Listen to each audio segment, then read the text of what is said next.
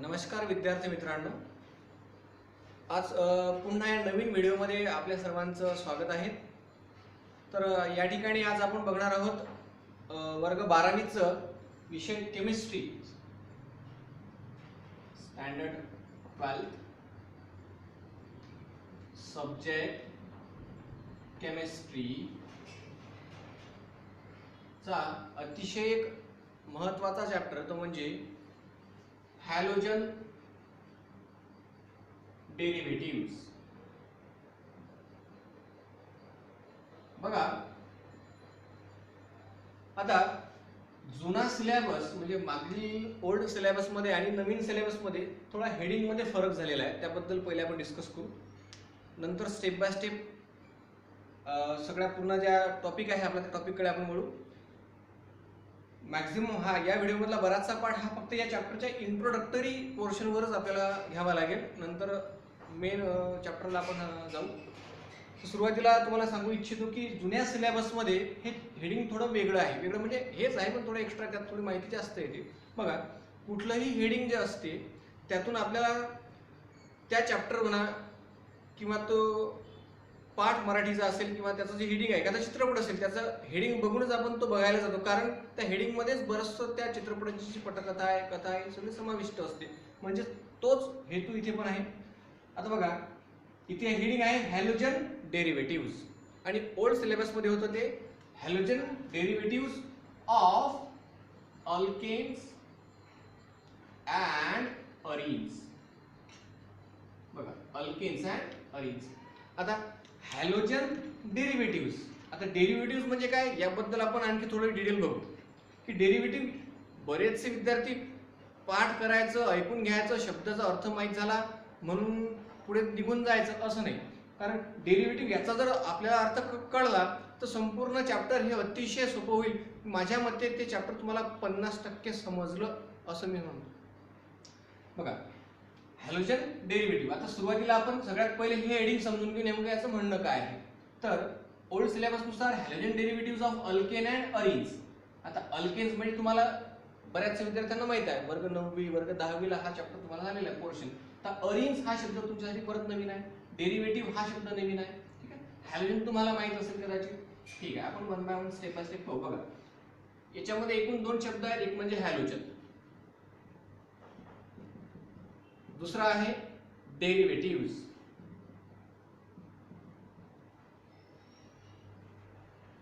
तिसरा आहे अल्केन्स आणि चौथा आहे अरीन्स. बघा,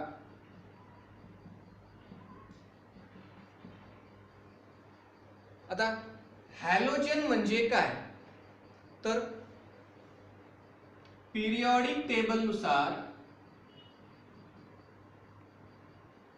ग्रुप नंबर 17 तुम्हाला माहित आहे.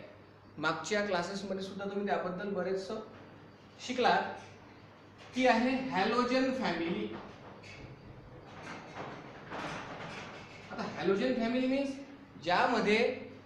ज्या ग्रुपमध्ये सर्व हॅलोजन्स तुम्हाला पिरियडिक टेबलमध्ये दिसतील. उदाहरणार्थ जे आहे क्लोरीन, ब्रोमीन, आयोडीन हे मेजर हॅलोजन. त्यानंतर सगळ्यात पहिला दिसेल तुम्हाला फ्लोरीन. आपण या चारचा सगळ्यात जास्त विचार करणार आहोत, कारण जे काही तुम्हाला डेरिव्हेटिव्ह्ज मिळतील हॅलोजनचे अल्केन आणि अरीन सोबत ते तुम्हाला या 4 सोबतच मिळतील. आणि मॅक्सिमम क्लोरीन, ब्रोमीन आणि आयोडीन. ते का तर पुढे आपल्याला समजेल.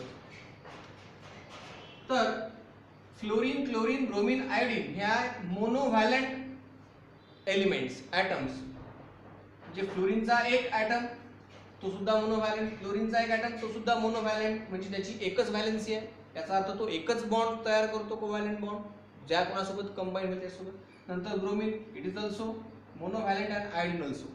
So what are the halogen? The elements of the group 17 present in the periodic table are halogens. So halogen बद्दल बरंचसं आपल्याला तर माहिती झालं.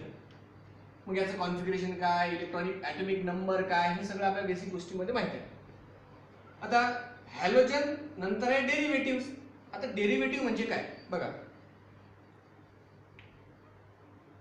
हा शब्द समजून घेण्यासाठी तुम्हाला एक उदाहरण देतो, ते म्हणजे दही आणि दुधाचं. उदाहरणार्थ बघा, दही कसं तयार होतं? दुधामध्ये आपण काय टाकतो? थोडं दही, म्हणजे त्याला आपण विरजन म्हणतो. पण जर दहीच नसेल तर मग त्यामध्ये थोडं काय करतात, गरम दुधामध्ये थोडंसं लिंबू आपण पिळून रात्रभर ठेवून त्याला सकाळी त्याचं काय होतं, दही. आता दही का होतं? कारण त्याच्यामध्ये थोडं तुम्ही लिंबू टाकला, म्हणजे थोडा सायट्रिक ऍसिड वगैरे ऍड करून त्याच्यामध्ये रात्रभर फर्मेंटेशन झालं आणि नंतर दह्यामध्ये जे लॅक्टोबॅसिला बॅक्टेरिया ते तयार झाले आणि त्यांनी सगळ्या दुधाचं कन्व्हर्जन कशात केलं? दह्यामध्ये केलं. म्हणजेच बघा, milk is converted into curd. Milk is converted into curd by adding a lemon juice. म्हणजे बघा, आता मी काय म्हणतो इथे, कर्ड हे काय झालं? दुधाचा लेमन डेरिव्हेटिव्ह. म्हणजे डेरिव्हेटिव्ह या शब्दाचा अर्थ समजला काय? की दुधामध्ये कोण ऍड केल्यावर दही बनतं? कोण ऍड केल्यावर दही बनतं? लिंबाचा रस, म्हणजे लेमन ज्यूस.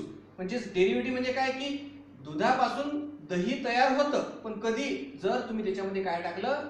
लिंबाचा रस टाकला. म्हणजे याचा अर्थ the curd is a lemon derivative of milk. It means that what are the derivatives?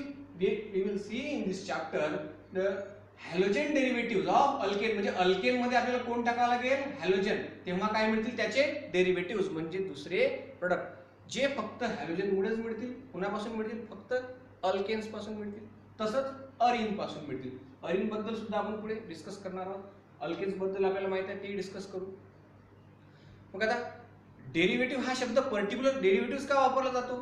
त्याने असं का नाही म्हटलं की halogen product of alkane and arenes? इथेच्या जागी प्रोडक्ट का नाही वापरला शब्द? बघा, डेरिव्हेटिव्ह म्हणजे फक्त हा याच सबस्टन्स पासून, याच एलिमेंट, याच ऍटम पासून तयार होईल. बाकी कुठल्याच केमिकल पासून, अल्केन पासून हॅलोजन सबस्टिट्यूटेड कंपाऊंड तयार होऊ शकणार नाही. म्हणजे जर समजा एखाद्या प्रिपरेशन मध्ये तुम्ही अल्केन तयार केला, हे तुम्हाला प्रूव्ह करायचं आहे लॅबमध्ये किंवा दाखवायचं आहे की हो मी अल्केन तयार केला, मग तुमच्याकडे काय, कुठली टेस्ट घ्याल तुम्ही अल्केन तुमच्याकडे? की हो यस इट इज अल्केन. मग त्यासाठी तुम्हाला सांगितलं की टेक अ डेरिव्हेटिव्ह टेस्ट. आता बघा, शब्दाला परत डेरिव्हेटिव्ह टेस्ट. मध्ये डेरिव्हेटिव्ह टेस्ट म्हणजे काय? तुम्हाला अल्केन सोबत कोण ट्रीट करावं लागेल? हॅलोजन. म्हणजे काय रिएक्शन होईल बघा, अल्केन्स प्लस तुम्हाला एखाद्या त्यात हॅलोजन ऍड करावं लागेल, प्लस हॅलोजन, आणि मग तुम्हाला कोण मिळेल? Alkane plus halogen, that is alkyl halide. बघा आता अल्किल हलाइड हा काय झाला? अल्केनचा हॅलोजन ऍड केल्यावरती झालेला product. Means it is the derivative of alkane by adding any halogen from the chlorine, bromine or iodine. That is, for example, CH4, which is methane gas, plus suppose आपण एखादा halogen घेतला याच्यामध्ये chlorine, that is chlorine gas. The process is called as chlorination, means addition of halogen, that is chlorination, addition of chlorine. You will get CH3 bond Cl.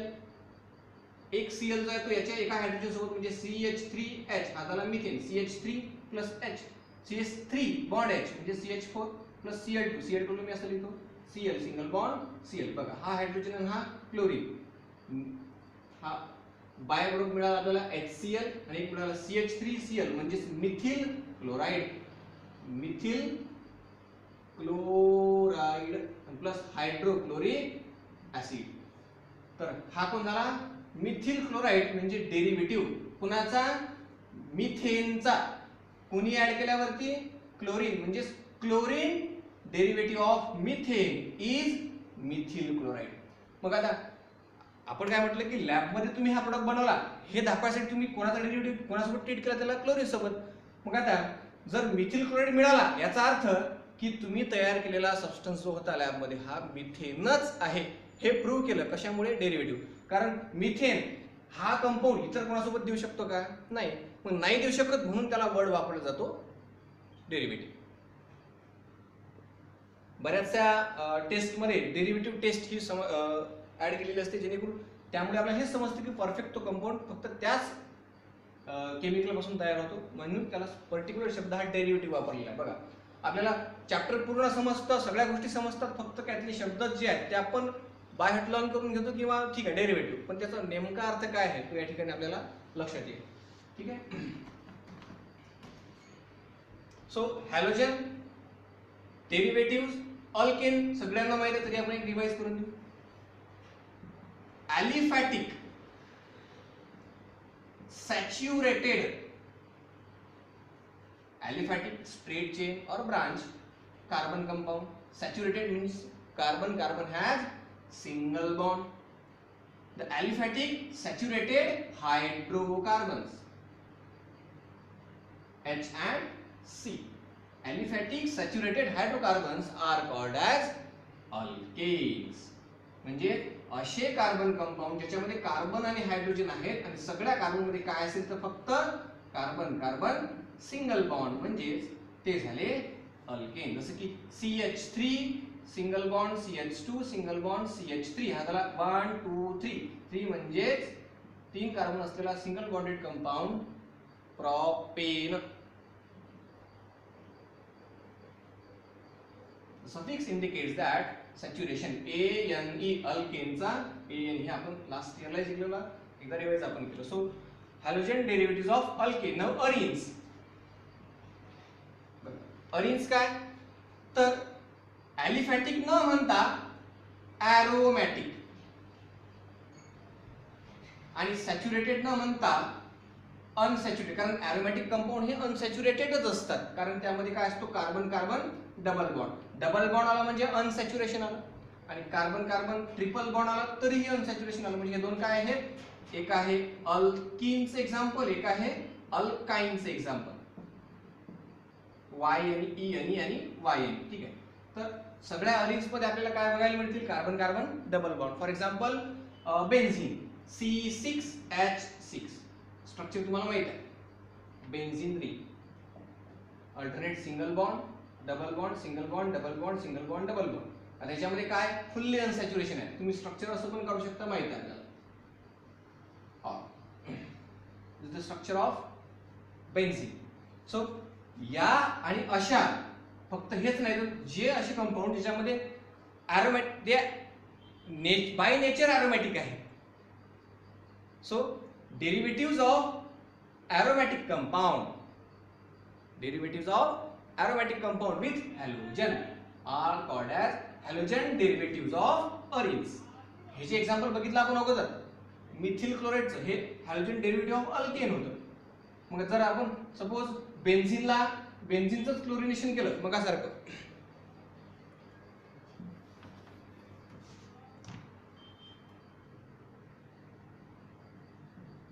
Chlorination of benzene. Benzene हा aromatic compound आहे. आता aromatic काय आहे ते सुद्धा तुम्हाला सांगावं लागेल. सो C6H6 म्हणजे हा झाला benzene. Cl single bond C म्हणजे Cl2 chlorine gas, which gives formation of benzene आणि त्याला अटॅच असणार आहे chlorine. So it is named as chlorobenzene. आणि प्लस त्यातला एक हायड्रोजन बाहेर आला तो एका क्लोरीन सोबत अटॅच होईल, म्हणजे हायड्रोक्लोरिक ऍसिड. एक क्लोरीन इथे अटॅच होईल बेन्झीन रिंगला. So it is chlorobenzene. हा झाला halogen substituted aromatic compound. So chlorobenzene which is halogen derivatives of arene compound which is benzene. So क्लोरोबेन्झीन. तर एवढं सगळं बघितलं तुम्हाला लक्षात आलं असेल. जर आणखी जर काही लक्षात नसेल आलं तर विद्यार्थ्यांना माझी विनंती आहे की त्यांनी जो हा व्हिडिओ आहे याच्या खाली कमेंट्स कराव्या. आपले जे काही प्रश्न असतील त्याच्याबद्दल किंवा एखादा टॉपिक नसेल समजला तर त्याच्या खाली कमेंट करायचे, म्हणजे नेक्स्ट व्हिडिओमध्ये मी त्याला समाविष्ट करू शकतो. ठीक आहे. तर एकदा आपण परत त्याला रिवाइज करू. बघा मेजर चॅप्टर या वर्षी सिलेबसमध्ये फक्त रीडिंग हॅलोजन डेरिव्हेटिव्ह. मग आता त्यामध्ये अल्केन सोबत मिळतात हॅलोजन डेरिव्हेटिव्ह अरिन सोबत. हॅलोजन काय आहे तर पिरियॉडिक टेबल मधला ग्रुप नंबर 17 ग्रुपमध्ये सगळे हॅलोजन्स आहेत. फ्लोरीन, क्लोरीन, ब्रोमीन, आयोडीन, ॲस्टॅटिन वगैरे सगळे खालचे जे आहेत ते हॅलोजन ग्रुप. आता त्यामध्ये रिॲक्शन दाखवणारे, आता तुम्हाला माहिती आहे की फ्लोरीन हा जो आहे हा मोस्ट इलेक्ट्रोनिगेटिव्ह एलिमेंट आहे पूर्ण होल पिरियॉडिक टेबल मध्ये. कोण? फ्लोरीन. म्हणजे आपण याला बॉस म्हटलं तरी चालेल, कारण याच्यासारखा इलेक्ट्रोनिगेटिव्ह पूर्ण पिरियॉडिक टेबल मध्ये कोणीच नाही. आता इलेक्ट्रोनिगेटिव्ह म्हणजे काय माहिती की ज्याची इलेक्ट्रॉन ॲक्वायरिंग कॅपॅसिटी ही पिरियॉडिक टेबलमध्ये सगळ्यात जास्त आहे. म्हणजे बॉन्डिंग पेअर मधला इलेक्ट्रॉन जर असेल तर तो नक्कीच, जर तिथे फ्लोरीन अटॅच असेल तर त्याला कोण ॲक्वायर करेल टुवर्ड्स इटसेल्फ, तो म्हणजे फ्लोरीन. म्हणून मॅक्झिमम डेरिव्हेटिव्ह जे आहेत फ्लोरीनचे हे फुल्ली स्टेबल आहेत. म्हणून याच्या रिॲक्शन्स आपल्याला जास्त सिलेबसमध्ये बघायला मिळणार नाही. मग जास्त बघायला रिॲक्शन मिळतील त्यामध्ये कोण? क्लोरीन, ब्रोमीन आणि आयोडीनच्या. याचा ॲटॉमिक नंबर माहिती आपल्याला, याची व्हॅलेन्सी 1, याची व्हॅलेन्सी 1 आणि आयोडीनची सुद्धा व्हॅलेन्सी 1. आता हे झाला atom of chlorine, atom of bromine आणि आयोडीन. मॉलिक्युलर स्टेटमध्ये Cl हा 2 असेल, दॅट इज Cl2. ब्रोमीन हा Br2 असेल, आयोडीन हा I2 आणि फ्लोरीन हा F2. म्हणजे हे झाले यांच्या stable molecule of fluorine, molecule of chlorine, molecule of bromine आणि molecule of iodine. Molecule of iodine, these all are gases at room temperature. हे इम्पॉर्टंट. ठीक आहे. नंतर बघितला आपण शब्द डेरिव्हेटिव्ह. डेरिव्हेटिव्ह म्हणजे काय? फक्त तो त्याच कंपाऊंड पासून तयार होतो. एखादा सबस्टन्स जर पर्टिक्युलर याच कंपाऊंड पासून तयार होत असेल म्हणजे त्याचा रिझल्टंट प्रोडक्ट आणि युनिक असला पाहिजे, म्हणून त्याला डेरिव्हेटिव्ह हा शब्द वापरला जातो. जसं आपण एक्झाम्पल घेतलं होतं दही. हे कशापासून होते? फक्त दुधापासून. काय टाकल्यावर? फक्त लिंबू. मग दुसरं काही टाकल्यावर होते का दही? नाही होत. म्हणजेच याचा अर्थ असा की दही हे काय झालं? दुधाचं derivative. Curd is a derivative of is a lemon juice derivative of milk. Milk पासून तयार झालं, पण कधी? टाकल्यावर लेमन ज्यूस. ठीक आहे. म्हणजेच डेरिव्हेटिव्ह. डेरिव्हेटिव्ह म्हणजे की जे काही हॅलोजिनेटेड कंपाऊंड आहेत, म्हणजे हॅलोजन ऍड आहे कशावर? ते हायड्रोकार्बन वरती. म्हणजे ते अल्केन असो की अरिन्स, ते सगळे काय म्हटलं जातील? Derivative of alkane and arenes. त्यानंतर अल्केन म्हणजे काय? सगळ्यांना माहित आहे, ॲलिफॅटिक सॅच्युरेटेड हायड्रोकार्बन. म्हणजे असे हायड्रोकार्बन ज्याच्यामध्ये कार्बन कार्बन मध्ये काय असणार? फक्त सिंगल बॉन्ड. मेजरली लक्षात ठेवायचं. अल्केन्स आणि अरिन्स म्हणजे सगळे काय? ॲरोमॅटिक कंपाऊंड सोबत कोण अटॅच होणार? सगळे हॅलोजन जे आपण बघितले. म्हणजे halogenated aromatic compound are termed as halo arenes. बघा हा जो आहे हा एक्झाम्पल ऑफ हॅलो अरिन्स म्हणजे कोण? Chloro benzene. Generally hello arenes. मग आता हॅलोच्या जागी तुम्ही जो हॅलोजन घेतला त्याचा सफिक्स ऍड करून टाकायचं. जसं की फ्लोरीन घेतला तर हा फ्लोरोबेन्झीन, सपोज ब्रोमीन घेतला तर ब्रोमोबेन्झीन, आयोडीन घेतला तर iodobenzene. So it is in generally halo benzene. आता आणखी एक गोष्ट तुम्हाला माहित असेल की अल्केन्स जनरली आपण रिप्रेझेंट करतो कोणत्या फॉर्म्युल्याने? CnH2n+2. बरोबर आहे तुम्ही म्हटल्यानुसार CnH2n+2. आता हे वर्ग 9वी 10वी पासून आपण शिकत आहे, एकदा रिवाइज असू द्या. General formula of alkanes. बघा एवढं सगळं तुम्हाला समजलं असेल. जे काही नसेल समजलं त्यांनी कमेंट बॉक्समध्ये मला नक्कीच कळवा. आणि याच्याशी रिलेटेड आणखी एक टॉपिक, तो म्हणजेच बघा तुम्हाला मला नेमकं ॲरोमॅटिक कंपाऊंड म्हणजे काय हे सांगायचं आहे की तुम्ही ॲरोमॅटिक कुणाला म्हणाल? बेसिक मध्ये 11 स्टँडर्ड मध्ये तुमचा हा टॉपिक झालेला आहे, पण इन शॉर्ट 2 मिनिटांमध्ये आपण त्याला रिवाइज करून घेऊ.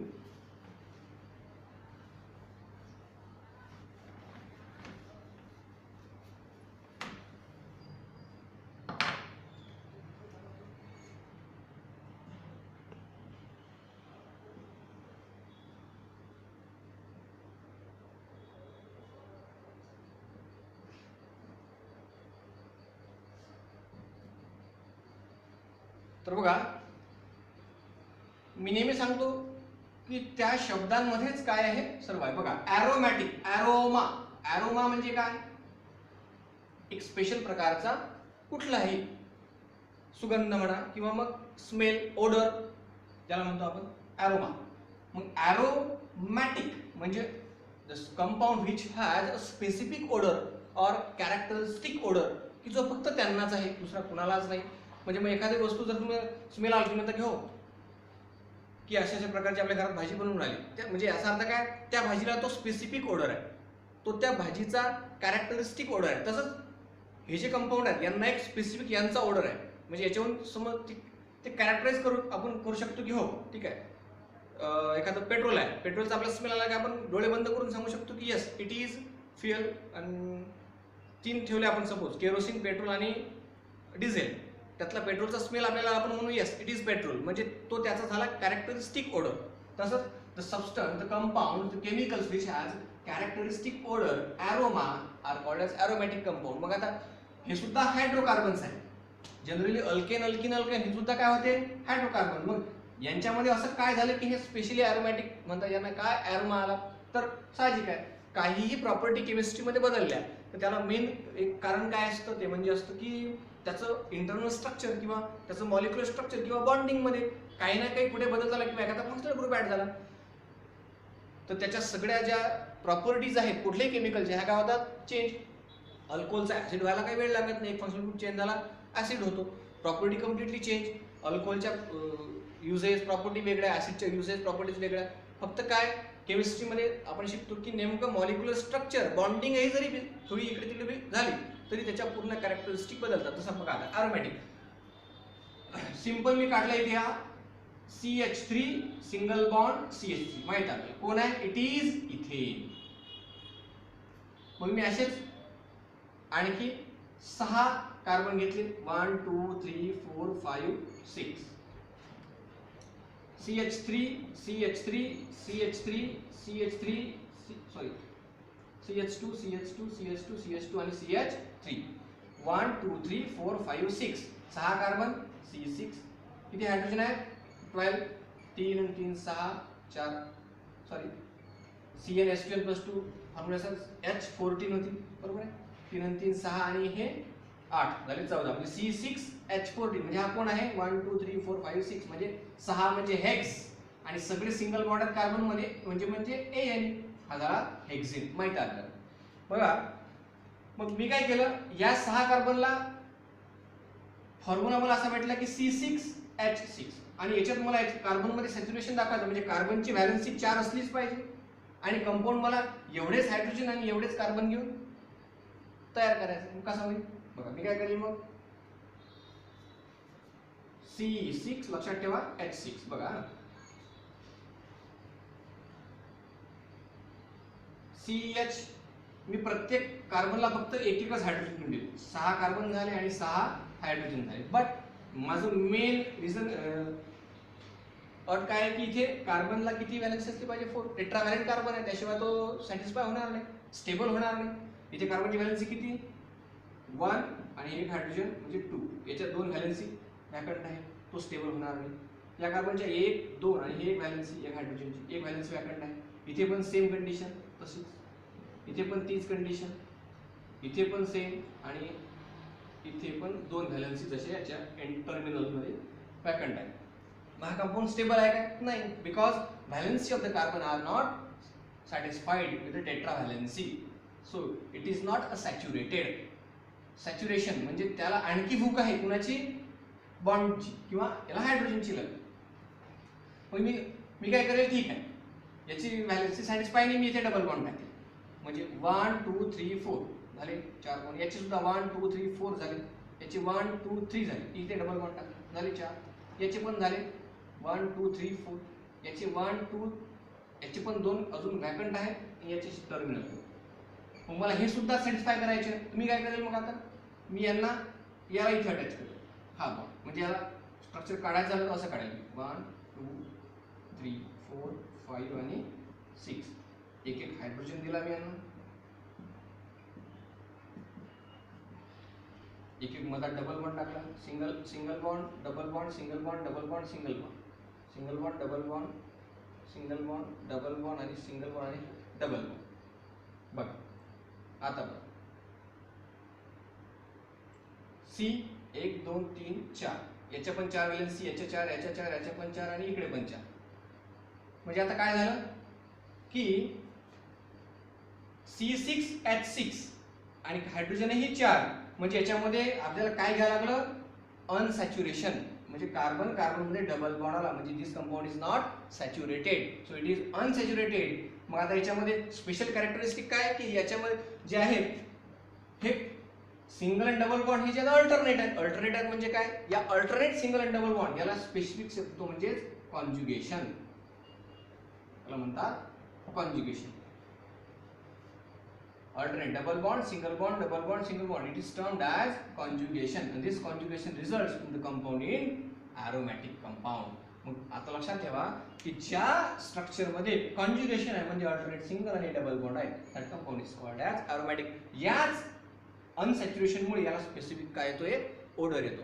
मग याला दुसऱ्या लँग्वेज मध्ये तुम्ही काय लिहितो, दुसऱ्या स्ट्रक्चर मध्ये आपण शॉर्टकट मध्ये काय लिहितो की एक हेक्सागोनल रिंग काढतो आणि मधात एक काय करतो, राऊंड रिंग तयार करतो, जेणेकरून हे जे पोझिशन आहे डबल बॉन्डची ही काही फिक्स नाही, हे आज इथे आहे तर थोड्या वेळाने ते चेंज होईल. म्हणून the position of double bond is not fix, that's why we can also draw the ring which shows the resonance. म्हणजे these are electrons are pi electrons which are involved in the double bond formation of double bond, that's why they are revolving within the ring. So these compounds are known as aromatic compound. And हे जे structure आहे हे शोधायला फार वेळ लागला. केकुलेज नावाचा जो सायंटिस्ट होता त्याला हे स्ट्रक्चर फार अभ्यास केल्यानंतर, फार स्ट्रक्चरचा शोध घेतल्यानंतर त्याला लक्षात आलं की नाही, बेन्झिनचं स्ट्रक्चर असं होऊ शकते. स्ट्रेट चेन मध्ये बेन्झिनचं स्ट्रक्चर काढायला त्याला फार त्रास गेला होता. त्यानंतर कुठला कंपाऊंड अरोमॅटिक आहे यासाठी एक छोटासा रूल जो 11th स्टँडर्ड मध्ये आपण बघितला तो रूल रिवाइज करून घेतो, म्हणजेच हकल्स रूल.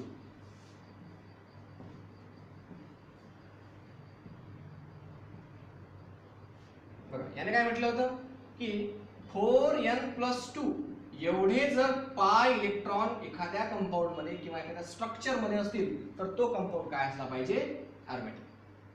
म्हणजे काय बघा, हा पाय बॉन्ड, इथे एक पाय बॉन्ड, इथे एक पाय बॉन्ड, म्हणजे किती पाय बॉन्ड झाले, 1 2 आणि 3.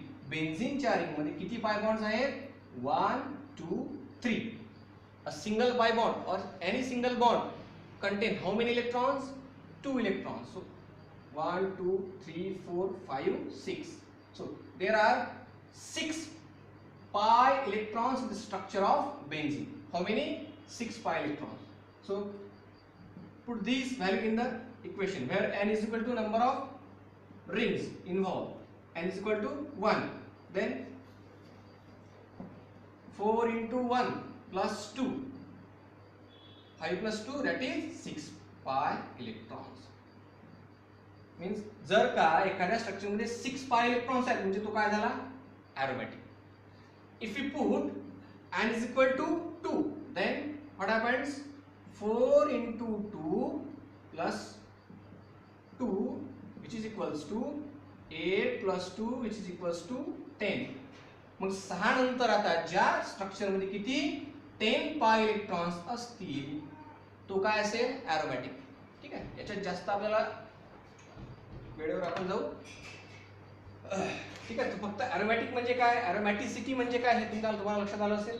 हा झाला आपल्या चॅप्टरचा हेडिंग. ठीक आहे, आता बघा परत थोडा आपण एकदा रिवाइज करून घेऊ आणि मग या व्हिडिओला एंड करून टाकू. Halogen derivatives. मग आता या चॅप्टर मध्ये आपण पूर्ण काय बनणार आहोत, संपूर्ण चॅप्टर मध्ये बघा हॅलोजन डेरिव्हेटिव्ह. मग अल्केनचे सगळ्यात पहिले आपण अल्केनचे डेरिव्हेटिव्हज बघू. मग अल्केन मध्ये कोण येणार आता सगळे सुरुवात पासून, पहिला फर्स्ट अल्केन इज मिथेन, दुसरा इथेन C2H6 इथेन, नंतर C3H8 हा झाला प्रोपेन अँड सो ऑन. ठीक आहे, आता क्लोरीन, ब्रोमीन आणि आयोडीन या तिघांच्या रिएक्शन्स आपण बघणार. म्हणजेच मग सगळ्यात फर्स्ट व्हॉट आर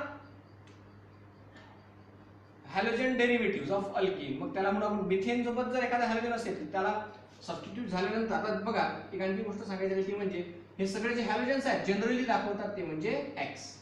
मग कुठलाही अल्केन प्लस कुठलाही एक हॅलोजन X जर आपण रिॲक्ट केला तर मिळेल काय आपल्याला हॅलो अल्केन और अल्किल हलाइड. अल्किल हलाइड हे जनरल मध्ये आणि हॅलो अल्केन हे जे आहे IUPAC मध्ये. ठीक आहे. So alkyl halides are the derivatives of alkanes by adding any type of halogen from the chlorine, bromine and iodine. So सगळ्यात पहिले मग या चॅप्टर मध्ये आपण शिकू ते म्हणजेच इंट्रोडक्शन कशाचं अल्किल हलाइड्स जे आपण आता प्रिपेअर केलं अल्किल हलाइड्स. मग त्याचे क्लासिफिकेशन. क्लासिफिकेशन मध्ये समजा कसं कर की एकच हायड्रोकार्बन आहे त्याला दोन हॅलोजन आहेत. मग दोन्ही एकाच कार्बनवर आहेत की वेगळ्या कार्बनवर त्याच्यावर त्याचं क्लासिफिकेशन आहे. मग नंतर त्याचं नॉमेनक्लेचर, नंतर येईल प्रिपरेशन. मग आपण सगळ्या जनरल लोअर अल्केन पासून आपण काय प्रिपेअर करू अल्किल हलाइड त्याच्या बऱ्याचशा प्रिपरेशन बघू. नंतर जे प्रिपेअर झाले त्यांच्या केमिकल रिॲक्शन्स त्याला आपण प्रॉपर्टी सुद्धा म्हणू शकतो की प्रिपेअर्ड अल्किल हलाइड पासून तुम्ही आणखी एक्स्ट्रा दुसरा कुठला कंपाऊंड किंवा केमिकल फॉर्म करू शकता का ते आपण बघू. नंतर त्याच्या काही फिजिकल प्रॉपर्टीज. ठीक आहे. आता प्रिपेअर झाले मग आता फिजिकली ते कसे दिसतील ते काय असतील. नंतर त्याच्या आणखी काही नेम रिॲक्शन्स, नंतर त्याच्या डिफरंट ऑप्टिकल ॲक्टिव्हिटीज प्रॉपर्टीज आणि अशा प्रकारे आपला चॅप्टर पुढे येतात. ठीक आहे. म्हणजे सर्व चॅप्टरमध्ये आपण कशाबद्दल बोललो फक्त अल्किल हलाइड्स त्याच्याच प्रिपरेशन त्याचंच क्लासिफिकेशन त्याचंच नॉमेनक्लेचर त्याच्याच प्रॉपर्टीज. ठीक आहे. आणि त्याच्याच ऑप्टिकल ॲक्टिव्हिटी एक्स्ट्रा. मग त्यामध्ये मग SN1 रिॲक्शन SN2 रिॲक्शन ह्या थोड्या मेजर रिॲक्शन्स आहेत नेम रिॲक्शन्स आहेत. ठीक आहे. सो वन बाय वन आपण आता पुढील लेक्चरमध्ये हे बघत राहू. तर सर्व विद्यार्थ्यांना माझं या ठिकाणी आवाहन आहे की त्यांनी हा व्हिडिओ जो आहे त्यांच्या मित्रांपर्यंत पोहोचवा आणि इन्स्टिट्यूटच्या या ऑनलाईन उपक्रमाचा नक्कीच फायदा घ्या. इन्स्टिट्यूटच्या चॅनलला सबस्क्राईब करा, लाईक करा, तसेच बेल आयकॉनवर प्रेस करा जेणेकरून व्हिडिओ पोस्ट करता बरोबर तुम्हाला नोटिफिकेशन येईल मोबाईलवरती. ठीक आहे. धन्यवाद.